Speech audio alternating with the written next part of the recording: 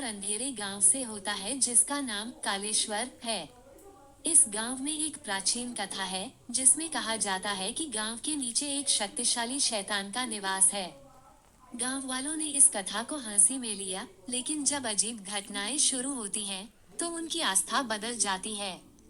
पहला भाग, रहस्यमय आगमन।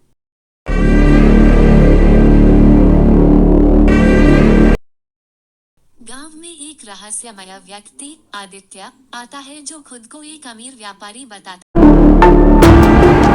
आदित्य का दावा है कि उसके पास एक शक्तिशाली अम्यूएलईटी है जो इच्छाएं पूरी कर सकता है।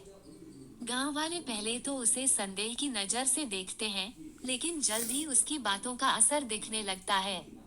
पहला ट्विस्ट, आदित्य की अम्यूएलईटी से इच्छाएं पूरी होती हैं, लेकिन हर बार उसके साथ एक अजीब और भयानक घटना घटती है। लोगों की खुशियां जल्दी ही दुखों में बदल जाती हैं। दूसरा भाग, बूढ़े आदमी की खोज। गांव में एक बुद्धिमान और अनुभवी बूढ़ा व्यक्ति हरिहर आदित्य की सच्चाई जानने के लिए छानबीन करता है। हरिहर को पता चलता है कि आदित्य वास्तव में एक शैतान है जो लोगों की आत्माओं को कैद करता है और उनकी इच्छाओं का लाभ उठाता है।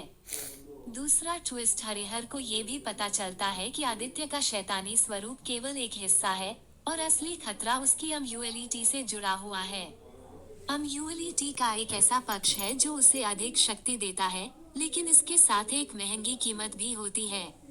तीसरा भाग, आदित्य का खेल। हरिहर ने आदित्य की योजना का पर्दाफाश करने का निर्णय लिया।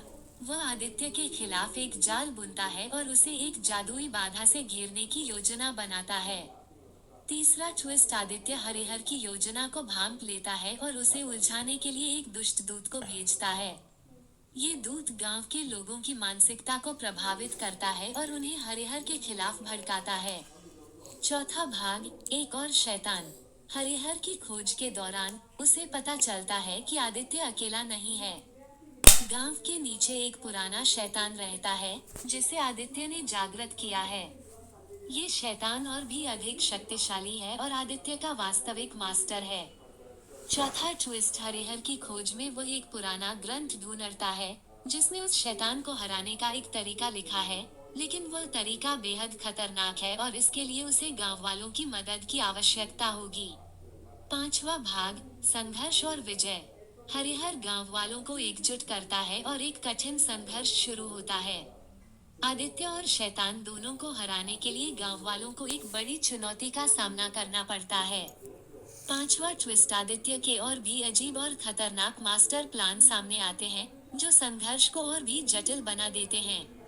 हरिहर को पता चलता है कि आदित्य ने एक महत्वपूर्ण टुकड़ा छुपाया है जो उसकी शक्ति को दोगुना कर देता है। छठा भाग, अंतिम टकराव। हरिहर और गांव वाले अंततः आदित्य और शैतान के खिलाफ एक निर्णायक युद्ध लड़ते हैं। ये युद्ध केवल शक्ति का नहीं, बल्कि सच्चाई और विश्वास का भी होता है। छठा ट्विस्ट, युद्ध के दौरान आदित्य की असली योजना सामने आती है। वह केवल गांव वालों की आत्माओं को नहीं, बल्कि पूरे इलाके की ऊर्जा को अपने कब्जे में लेना चाहता था।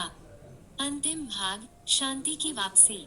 आखिरकार हरिहर और गांव वाले आदित्य और शैतान को हराते हैं।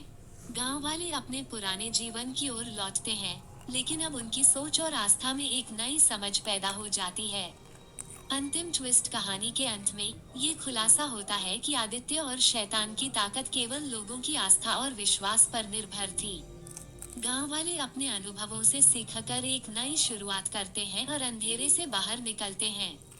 उपसंहार, कालेश्वर गांव एक नई दिशा में अग्रसर होता है, जहां लोग सच्चाई और ईमानदारी के साथ अपनी जिंदगी जीते हैं। हरिहर का नाम गांव में एक नायक के रूप में अमर हो जाता है और उसकी कहानियां आने वाली पीढ़ियों को सिखाती हैं कि सच्चाई और विश्वास ही सबसे बड़ी शक्ति है। ये खाका एक जटिल और ट्विस्ट से भरी कहानी का आधार प्रदान करता है।